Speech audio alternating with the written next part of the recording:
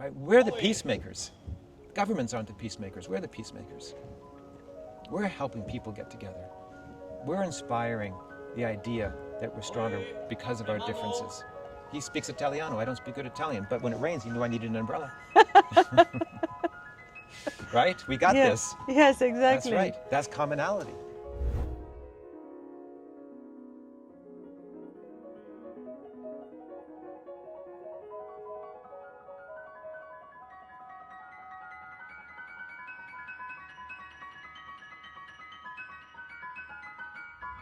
He is a top film producer and innovator with 30 years experience in Hollywood.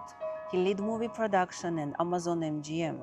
He also has co-founder Sony Innovation Studio. Ladies and gentlemen, I'm so glad to have him today with me in Venice Film Festival in my podcast Lady of Gold, Glenn Gainor. Hi my dear, happy to see you in Venice. It's great to see you. It's amazing weather. We are lucky the rain has stopped. Yeah, you know, I actually have shot in Europe before. In fact, I first started making movies throughout Europe. I think it was 2003. I made a film in Amsterdam, and it rains in Amsterdam. Yeah. And you just get blessed with these clouds. You get blessed with this sort of overcast. You know, it's what inspired Van Gogh and what inspired Rembrandt and Monet. These beautiful clouds. You don't understand it until you're here. Yeah, I know, and actually Venice is like museum, you know. Anytime when I back to the city, I feel like every corner is like talking about some history, you know. All buildings, everything is just, we are so lucky we are here today. And I'm glad you joined me for my podcast. Absolutely. And let's discuss some new thing happen in your life and about new projects. What is going on actually? Well, I created a company called Hollywood Ventures Group, based in Hollywood, about connectivity, about empowerment, about enabling people to tell their stories. You know, I've been very blessed. I've run studios for 20 years, Sony Pictures for a company called Screen Gems. If you know Sony Pictures, they got Columbia Pictures. That's the lady with the torch. Then you have the horse, which they call TriStar. I had the label called Screen Gems. And, but it's a good label. We made a lot of great films, and the bad ones we don't talk about. And then I helped run production for Amazon MGM. Yeah. And did that for just about 5 years. And then, you know, the world of opportunities just kept knocking at my door, and people said, do this, can you do that, can you do this? And I said, I can't do all this stuff. It was another CEO of another company, another studio. He said, but why you decide? Yeah, it was kind of like a no choice. Is it no choice? There's no choice. Life gives you all these options, and you say, well, I can be stagnant, which is fine. You know, running studios is fine. I've done it. In fact, you know, most people think it's the most enviable job in the world to be able to help run these beautiful studios. And it is. But I also think that being a humble servant of story and enabling people is even more powerful. And I think I can have a real impact on people's lives, people who don't always have the opportunity that I've grown to have, or the opportunity I've seen so many of the top producers have. I think we can do that in Baku, Azerbaijan. I think we can do that in Seoul, Korea. I think we can do that in Dubai, UAE. And so you want to bring this globally, actually? Yeah, that's right. Yeah. You know, it's a funny thing. I think there's about 8 billion people in the world. Yeah. And there might be about 8 studios in the world. So there might be room for another kind of storytelling. There just maybe, with all those people and all those visions, there might be another opportunity to help these people tell their stories. And it's easy to get the people with that kind, they think like you? No, they don't. And that's the beautiful part. Really? That's exactly it. I love how differences make us stronger. You know, I go into a place, like this is an interview, so I'm going to do a lot of talking, but I love to listen. And I think that's the most important thing, even as a Hollywood executive, as a Hollywood producer. I know how to make a Hollywood film, but I may not know exactly how to make an Italiano movie. I may not know how to go down to Sao Paulo and tell the Brazilians how to be Brazilian. But I can tell them what connects globally. I can inspire them to say, your local story can translate across borders if you just add these nuances, these senses of humanity. And I think that's pretty exciting. Do you have some favorite movies, by the way? I have many favorite movies. Tell me 3 of them. Oh my God, I would just I would say Apocalypse Now is one of them. I don't know why I thought of Apocalypse Now here in Venice. You know, I think that films that influenced me as a kid, I love Star Trek II, The Wrath of Khan. You know, it doesn't matter. It's just, there's so many great films. Citizen Kane. You know, I go old Hollywood sometimes, you know, with Humphrey Bogart pictures like Casablanca that told these incredible stories of journey and humanity and people helping each other or sticking their necks out for no one, as Humphrey Bogart said in Casablanca. It's just so much out there. So much has come before us. 100 years of filmmaking before us. It's and overwhelming. you still old school? You like more old school movies, and you really like to have innovation? Yeah, it's both. It really Is is it both. both? You know, I think we all have our comfort food. You know, when we look at box office and all of a sudden a movie like the Lego movie just, you know, makes a lot of money, and it's because people in their 40s and 50s are trying to capture something from their childhood. And so we see these trends, what could have been trendy 20, 30 years ago, all of a sudden it pops because that generation wants comfort food. And I think film sometimes can be comfort food, but also can be very innovative. But it can capture zeitgeist moments.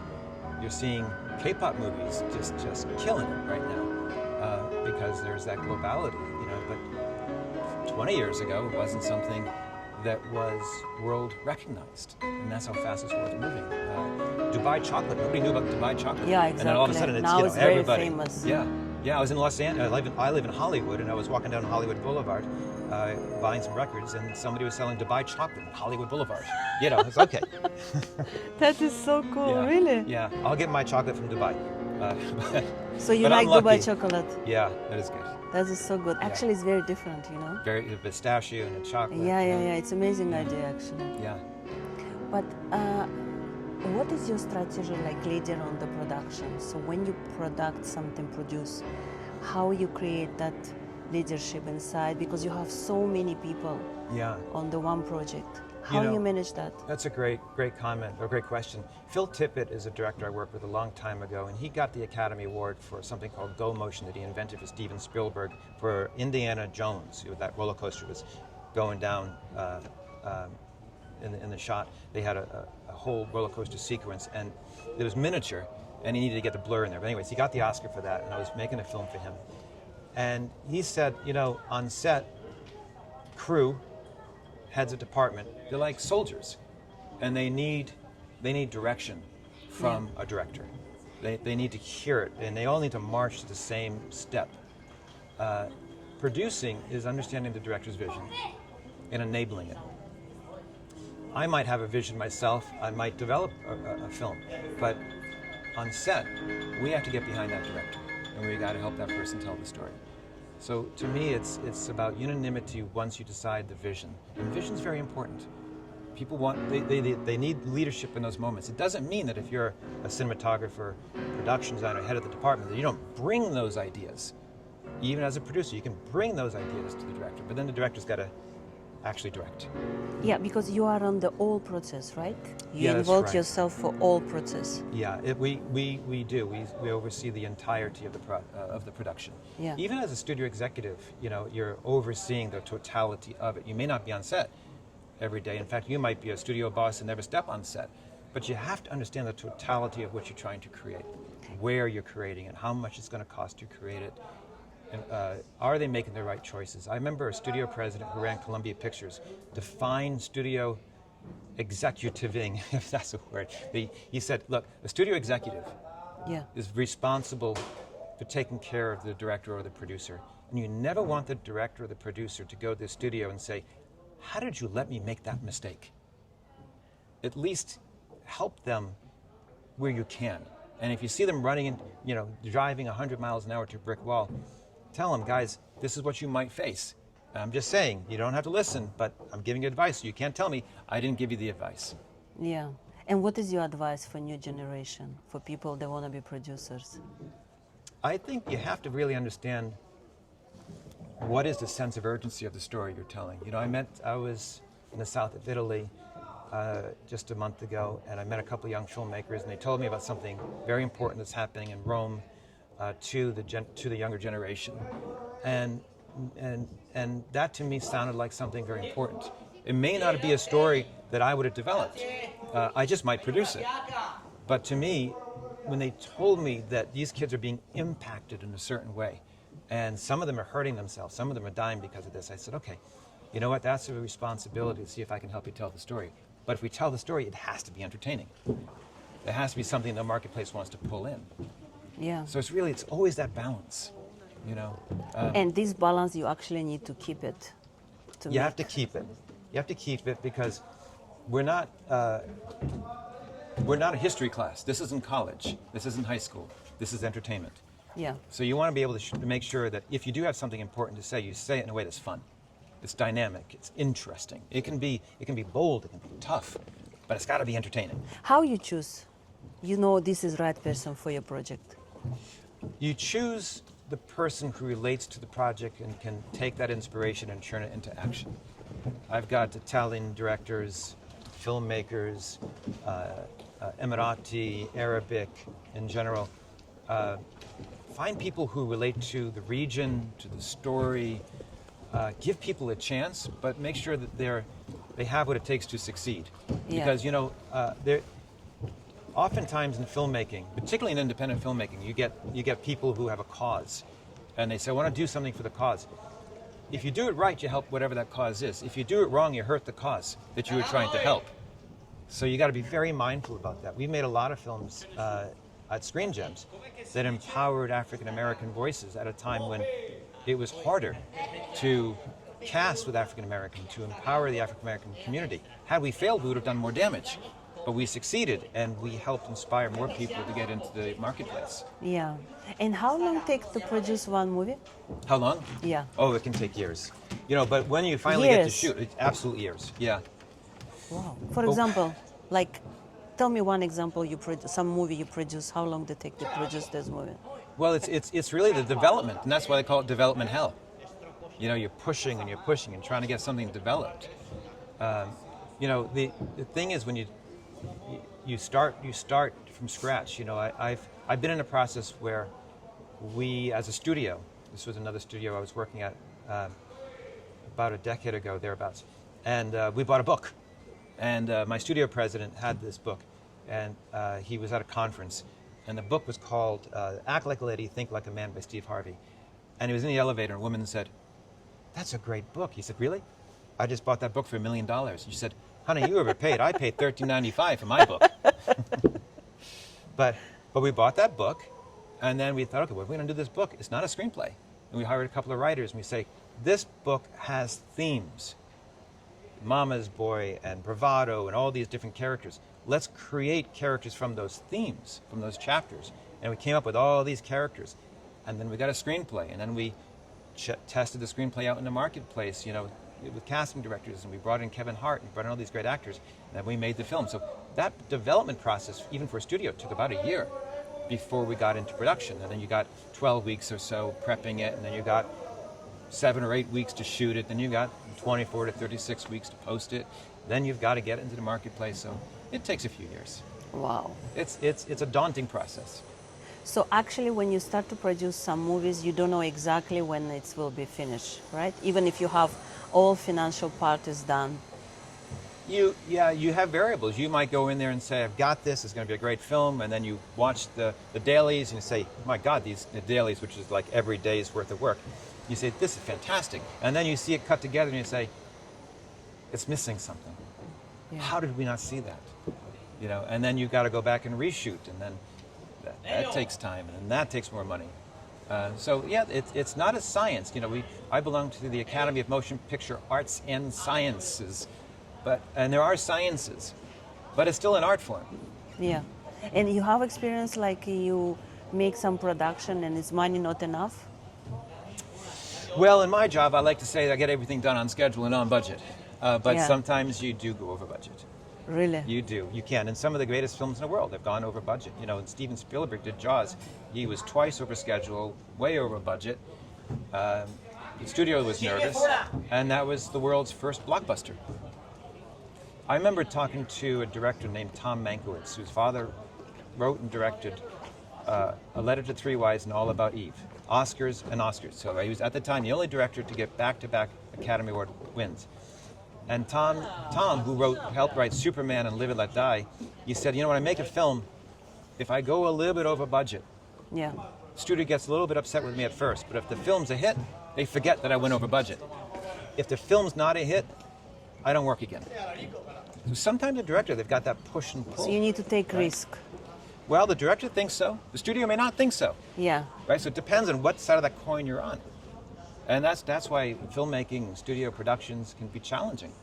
But who make final decision to take that risk and move on? So it could be your private equity financier. It could be the auteur. It could be the studio. Sometimes the studio is saying, look, I like your movie, I don't need your movie. And so they're going to be, you know, more disciplined with one filmmaker and maybe a little less disciplined with another filmmaker. It just depends. It's a real challenge. It's a really, Yeah. I see. Yeah. Because we always look and see the real material, you know, when it's everything done and look Yeah. perfect. Yeah. So for me, it's very interesting what is behind, you know? Yeah, there's a lot of stuff that goes on behind the Yeah, cameras. yeah. That's right. It's tough. And people think, you know, my story is all that matters. The thing is that your life story, your life story is your life story. There's nothing more important to you than your life story.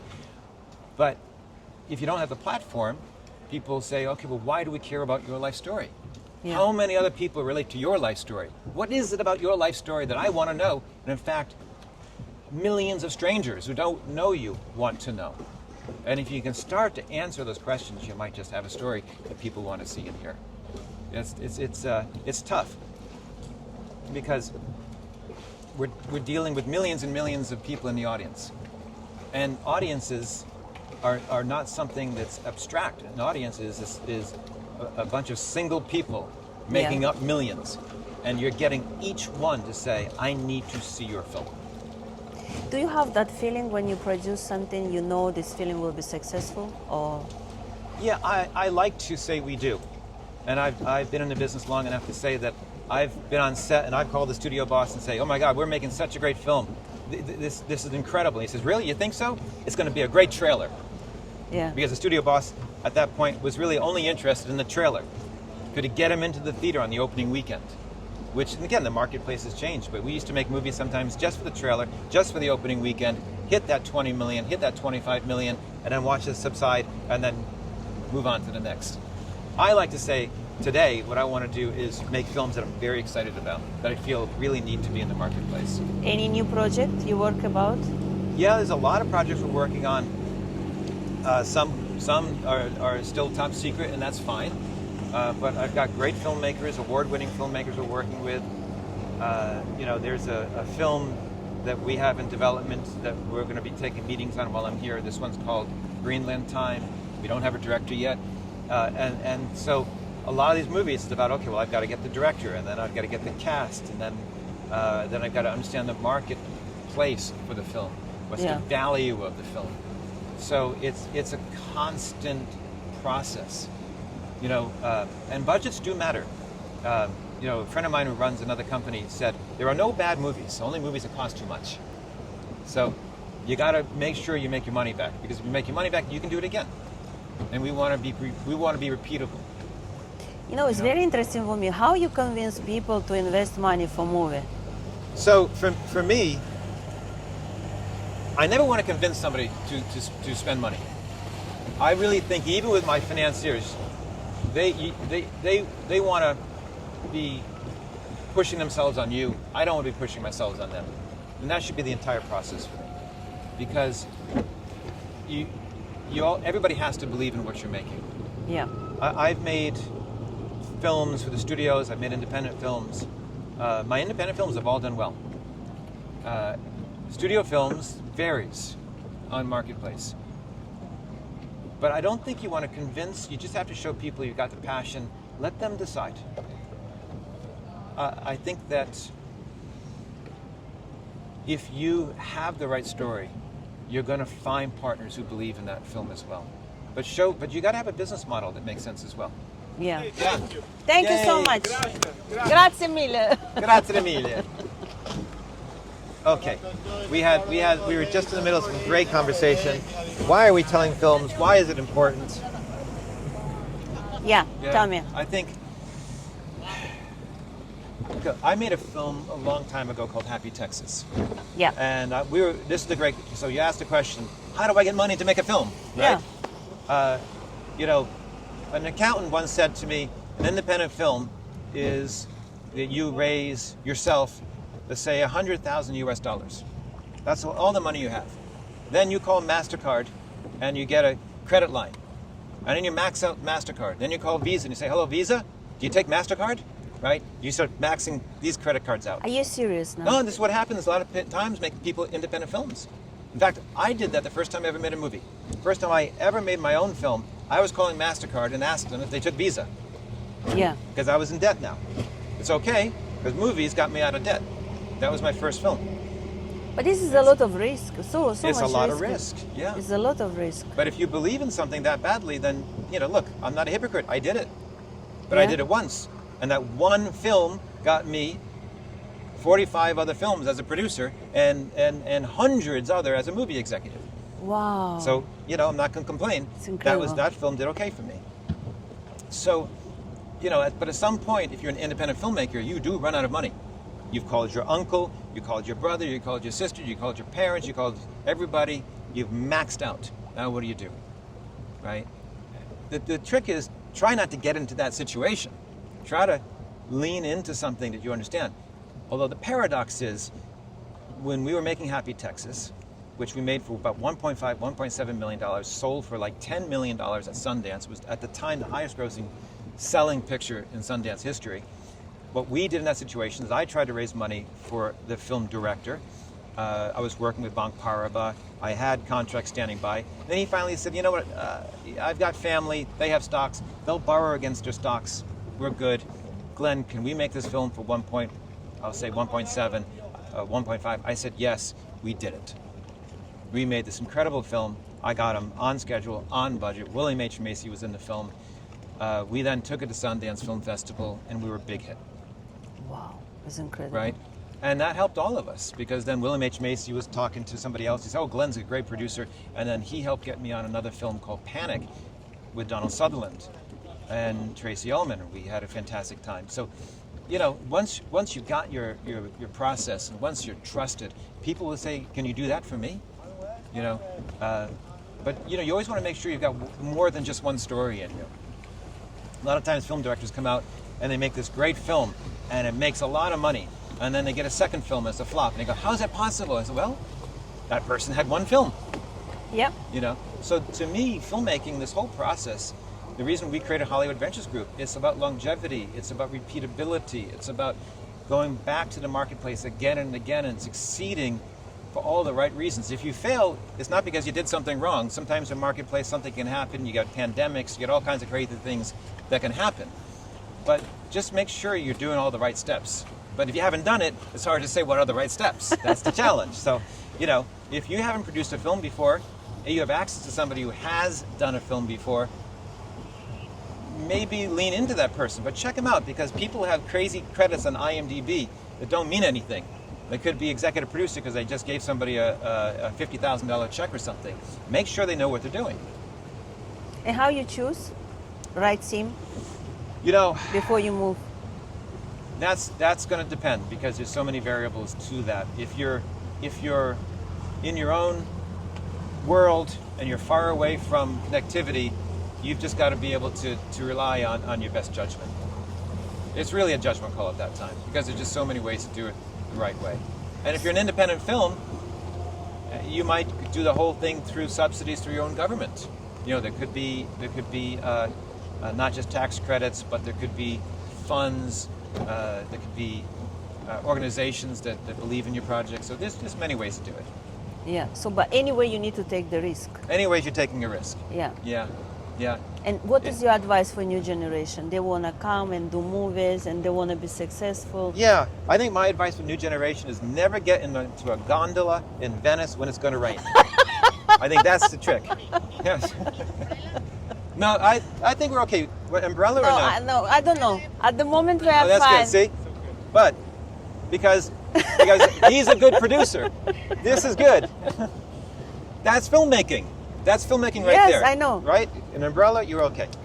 But how you what is your exactly advice for new generation? Let's say I want to become now a producer. Yeah. Which advice you give it to me? Understand what you have around you, understand what you can raise, understand what assets you have, and work within those confines and get it done. I really think that's the trick. You know, I've made studio movies with Sony Alpha 7 cameras. Those are cameras with $2,500 bodies. You don't need a $40,000 camera or a $30,000 camera. You don't need a $250,000 set of lenses. You can tell your story with cameras that are $2,000 to $5,000. By the way, you can make a film with an iPhone, but tell it in the best way you can. But if you're going to tell it in a gritty way, then lean into that sense of grittiness. 500 Days of Summer was a great independent film, $5 million, Los Angeles. Blair Witch Project was a film that cost $100,000 or $200,000, and it was a big hit. So lean into the mechanism. I can make a film right here in Venice right now, 2 or 3 people, 1 camera, let's go do it. But that's your film. Yeah. But the story better be damn good, right? That's the trick. You got to cut through the noise, right? There's whatever you're making. If you really have that sense of urgency, then nothing's going to stop you. Yeah. I think that's the amazing thing. Don't let others tell you can't do it. But check the film out. Have people read the film. If you're making it for an audience of 1, well, okay. I think I'm listening now you carefully, and at any point I understand you need to have courage to believe it and start it. Yeah, that's right. Yeah. Yeah. Even if you, because it's not for what I understand now. Even if you have money, if you have everything ready, but if something go wrong, you can reach at the level what you're looking for. So yeah, you got to show it to people, and they've got to believe in it. You know, create that momentum. If 10 people, by the way, if everybody says you're wrong, think about it. You know, I'm not saying don't do it, because again, you might have that vision, but you want to make sure that somebody believes in you, because you're making a film for someone else and for others to watch, for strangers to watch, for people who have no idea about who you are, where you were born, where do you live. They might not even know the name of your country.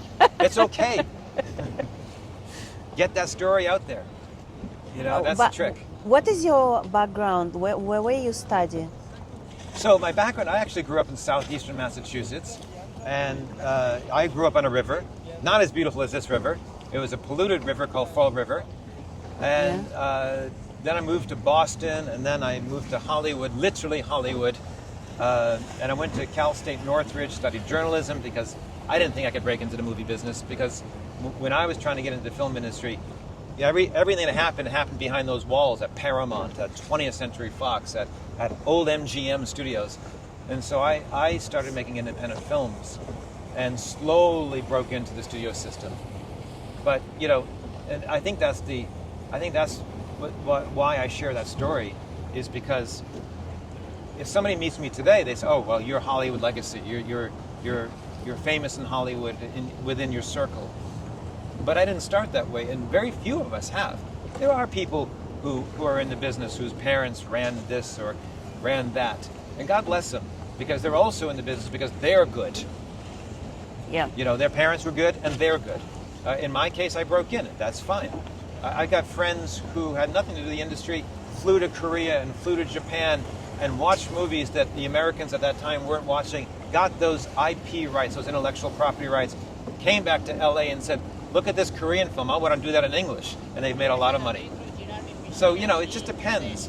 It depends on how you want to break in.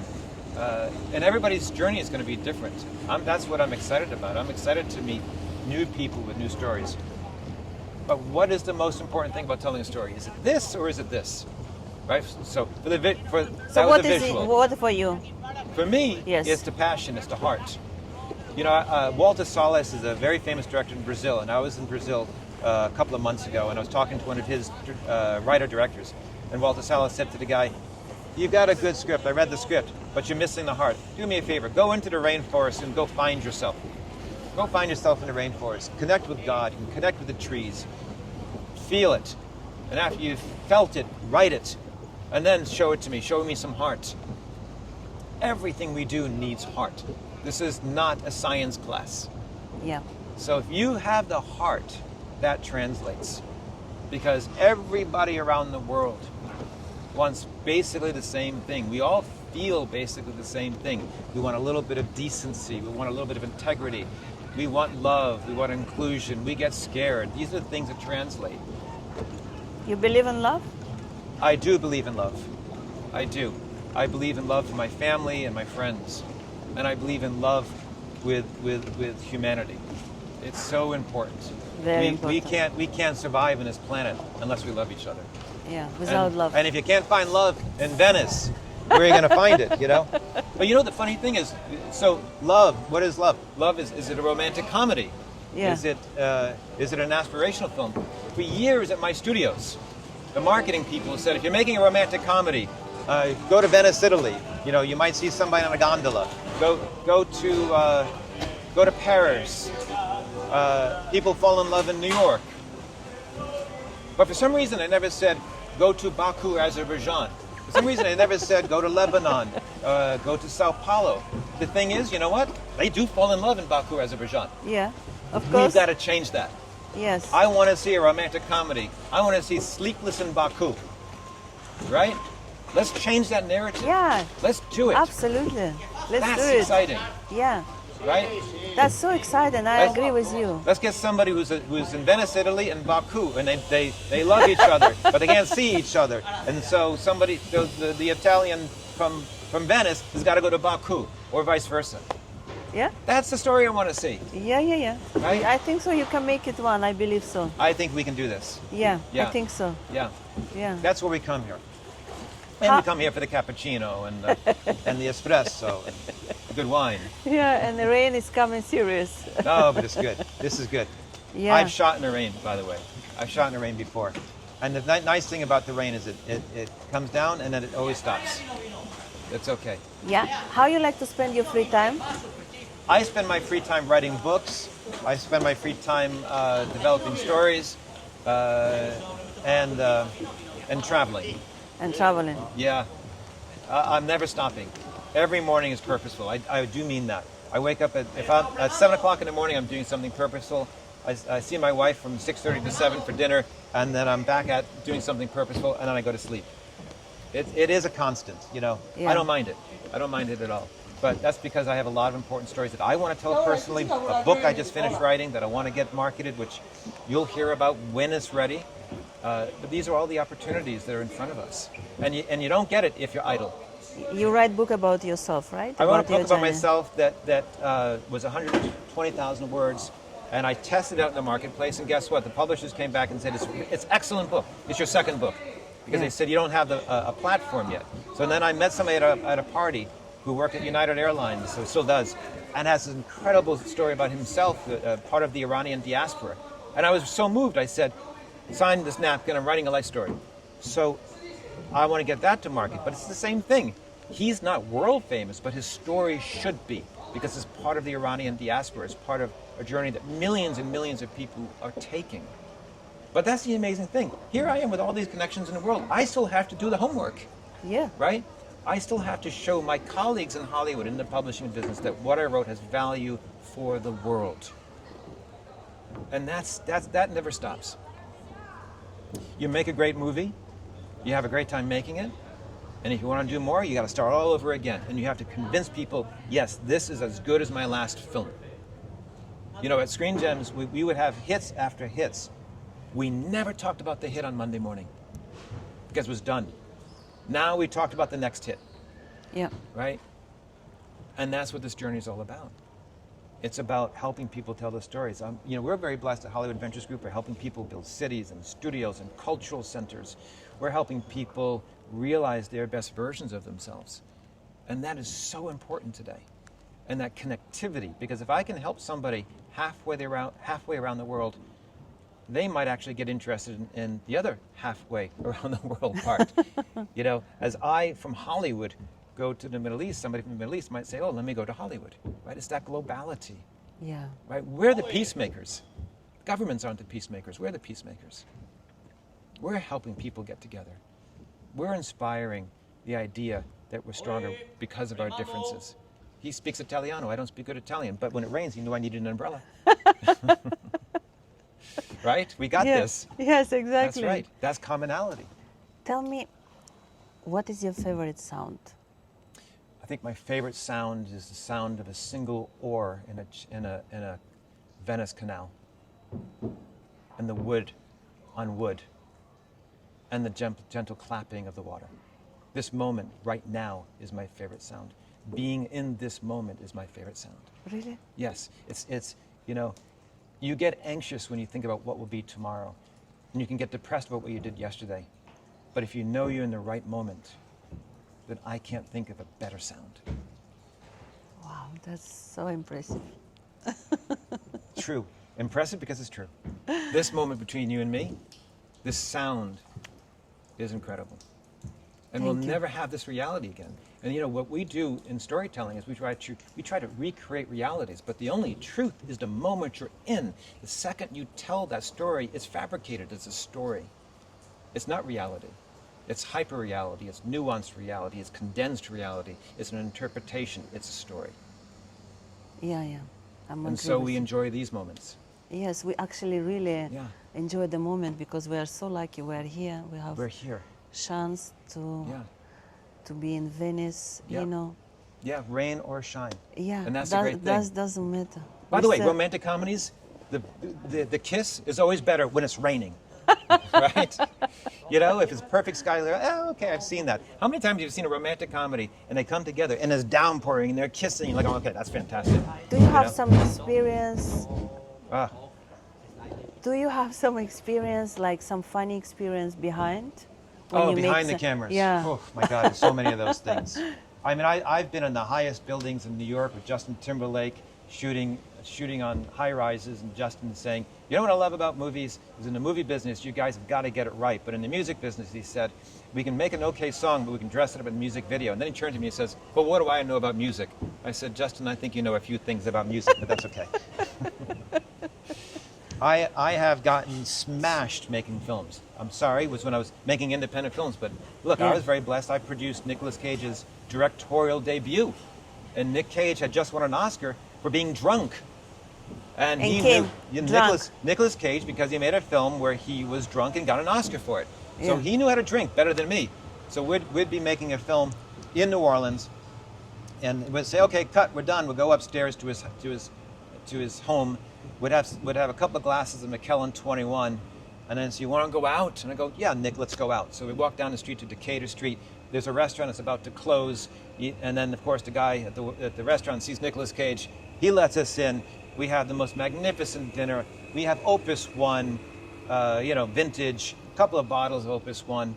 Then the contraband comes out, the cigars, and you say, oh my God, this is fantastic, the most amazing meal I've ever had. And he goes, all right, let's go out. You're like, what? That wasn't going out? And then you go to the clubs and you're dancing, black lights and strobes, and he's drinking, we're having shots, and my body can't take it. His can, I can't. Somehow, an hour later, I'm sprawled out in the backseat of a Cadillac, and my assistant's driving me somewhere to get me home because I was done keeping up with Nicolas Cage. God bless him, I love him. But yes, that can be producing. When I used to make films in New Orleans a lot, I would always introduce the kids, because we make a film called Mardi Gras, not a good film, but I'm introducing them to the police, chief of police, and a couple other police officers. And he goes, Glenn, why do you know the police? I said, because when you get in jail, I got to get your ass out of jail. That's producing. Oh, it's so amazing. You know, it's like we just have to know a guy. Yeah. That's really it. I mean, I shot a movie during the pandemic, and things were shutting down. I was in Boston, and all of a sudden we couldn't get meat for the caterer. And I said, don't worry about it. I got a guy on Hanover Street in the North End. We'll get the meat.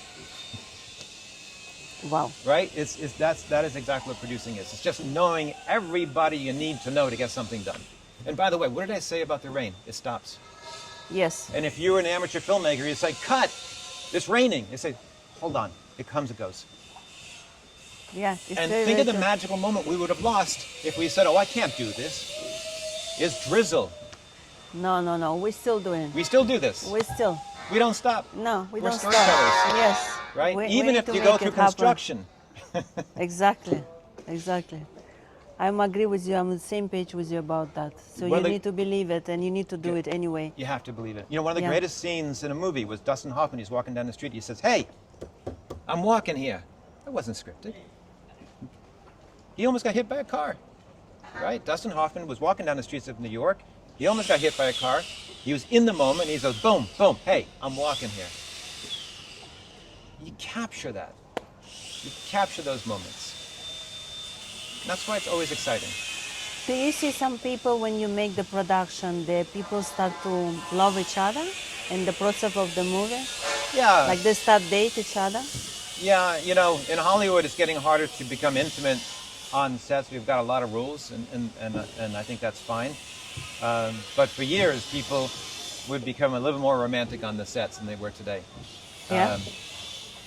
It happened to me. I met my wife on a commercial, and I asked her out the next night, right? I don't know if that would happen in the 21st century based on all the rules. I'm not saying that's good or bad. You know, we got to protect each other, but the romances do exist. Just be responsible these days. It's Yeah. a different environment than it was 10, 15 So years this ago. has happened actually. It's very happen often. It happens. I don't know how often it happens anymore, but it happens. You know, I think the younger generation, they fall in love differently than we did 10, 15, 20 years ago, Yeah, 30 years absolutely. ago. The new generation, everything has changed now. of Everything's course. changed. Yeah. Yeah. But yes, sets can be romantic. I think for set though, I think the right approach is just know what your job is to do on the set, get your job done, and if something organic happens, it happens. What is your favorite actors? Like three of them. Tell me three of A them. few of my favorite actors. Look, Josh Gad and I are friends. I think he's fantastic. And Josh and I have done a couple of films together. I just recently saw him at the Hollywood Bowl. We bumped into each other in Malta. Nick Cage, we spoke about. I love Nick. You know, we haven't worked together in a long time. Mila Kunis, loved working with her. So many wonderful people. Really, really great people. People of the craft. People who are disciplined and you know, they know how to stay in that moment and they deliver. And my favorite actors are the ones who show up on time, Yeah. you know, and are dedicated to their craft. It's really a beautiful thing. And that's what movie sets are all about. We're not there to impress each other. We're there to be on time and respect each other and get the job done. And create art. Yes, yes. Yeah. And favorite soundtrack? You know, Jurassic Park is still a great soundtrack. E.T. is a great. Look at that, John Williams. I think I'm going to say soundtracks and composer John Williams. We had themes in the old John Williams movies. Yeah. You knew something was happening because of what John Williams told you, what musical notes represented each character, and I think we've lost that in modern day filmmaking. Jaws was dun dun dun dun. You knew it. John told you, that's the shark. You know, we had heroic themes. Indiana Jones, dun dun dun dun. That was Indy. The bad guys had their own themes. Star Wars, when Darth Vader, dun dun dun dun dun dun dun. What's happened to that? Where has it gone?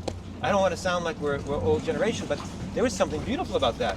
Yeah. And now the music is just, it's in the background. It's loud, it's in the background. Your favorite one, You know? like top one for you? 2001: A Space Odyssey, but that was all existing music. and the funny story about 2001: Space Odyssey was those were temp tracks. And Stanley Kubrick loved the temp track so much, he said, okay, stick with it. So, but I still think my favorite soundtrack, it might be either the original Raiders of the Lost Ark, Empire of the Sun actually is one of my favorite soundtracks, another Spielberg picture. But they work together so well. And I think I love those soundtracks because you feel that collaboration and you feel that respect between the director and the composer. I think that's important. And what you want to tell us about, what is your final vision about your career? How you see yourself? I really see myself continuing to be a humble servant of story. I always get behind the story. I want the story to resonate, I want to amplify the story, and I want to help storytellers realize their dream. It doesn't mean I can do that for everybody. You know, that clock ticks every day. Every day I get up, that clock starts to tick, and there's only so much time in every single day. I do know how to scale myself, Yeah. and I can do it. But we have to know also what is the marketplace. I might read a great script and say, I love this, I can't bring it to market. In fact, even when we were at Sony Pictures, one of my studio presidents passed on Hunger Games, which was a big film. And somebody said, do you regret passing on Hunger Games? He said, no, not at all. I knew my studio couldn't market that film as well as Lionsgate marketed that film. So know what you can market. And I think that's important too. I'm not here to compete with a $250 million picture. as an independent filmmaker now. But I am here to amplify that 2, that 5, that 10, that $20 million film, or documentary. You know, it's really about, can I get it to marketplace? I got a lot of friends who run a lot of studios. That's helpful. Yeah. But they each have their own business model. And so we have to know, what are they looking for? Or you roll the dice and say, guys, this is going to be a great festival movie. Let's go for it. But you got to understand those expectations. So for me, again, my career is I want to get my books published. Of course I do. I want to get some films produced. I don't need to write the scripts. I just want to work with good people who love the craft, who understand how to help themselves so I can help them get their films made. That's your goal. That's a good goal. I think that's a good goal. And a good cannoli in Venice, I think, would be fine. Good cannoli and a good espresso. Look who is looking at us. That's great. Yeah. I think be grounded like that. You know, it's hard to be grounded when you're always floating around. But even in this boat, we're grounded. You know, we know Yeah. what we can achieve. Yes, yes. And I think that's a beautiful thing. And meeting you is a beautiful thing. Thank you and so what you're much. doing, I think, is a beautiful thing. Thank you so much. Yeah. I'm so appreciate for your time. Yeah, definitely. So you join me. And tonight we have amazing dinner. We have an and- amazing dinner tonight with Producers Without Borders. Yes. And I'm glad you met with Kayvon Shayak. Yeah, I will be part of the group and I'm so excited. Yeah. It's first time for me. Oh, you're going to have an amazing dinner tonight. Yeah. Kayvon knows how to put people together. I know. He know. does. I believe. I Yeah. believe. And a big applause to our captain. Thank you so much. Grazie mille. Just a second. Slowly, We say right here. Grazie.